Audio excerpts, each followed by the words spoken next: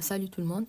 Je vais vous montrer une méthode très simple pour apprendre ce schéma de l'exploration biochimique des déséquilibres acido-basiques dans le module biochimique de l'unité urinaire en deuxième année médecine. Voici le schéma.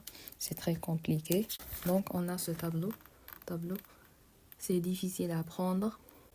Voici, on a les mesures de pH, PCO2, HCO3.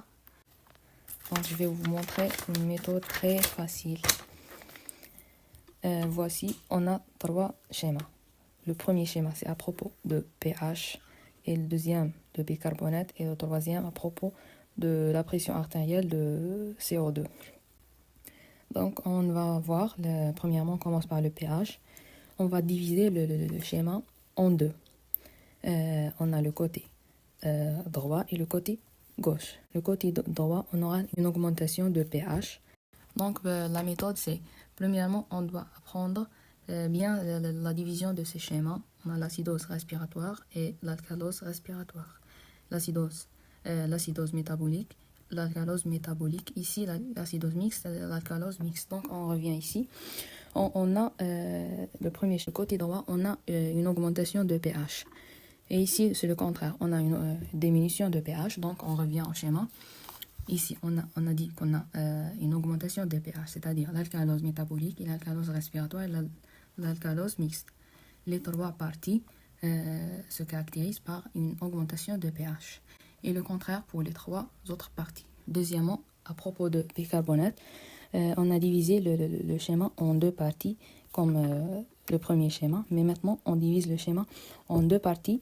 La première partie c'est en dessus et le deuxième en dessous. Donc on revient à notre schéma. On a divisé en dessus et en dessous, c'est-à-dire le haut et le bas. On aura une augmentation de bicarbonate, de la concentration de bicarbonate, et le contraire en bas.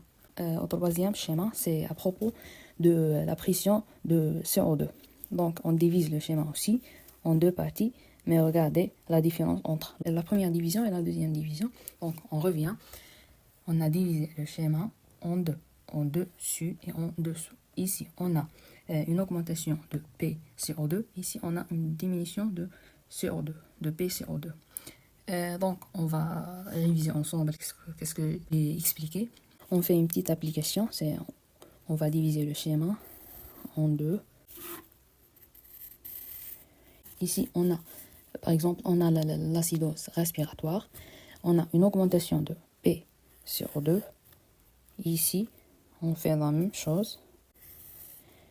On a une acidose respiratoire. On a une augmentation de bicarbonate. Et ici, on a acidose respiratoire, toujours au même lieu. On a une diminution de pH. Donc, on revient au tableau et on corrige notre réponse. On a dit qu'on a une diminution de pH, c'est correct. On a une augmentation de PCO2, c'est correct. Et on a une augmentation de bicarbonate, c'est aussi correct. Donc voici la simple méthode que je vous donne. Et j'espère que l'explication est claire. Et merci pour votre intérêt.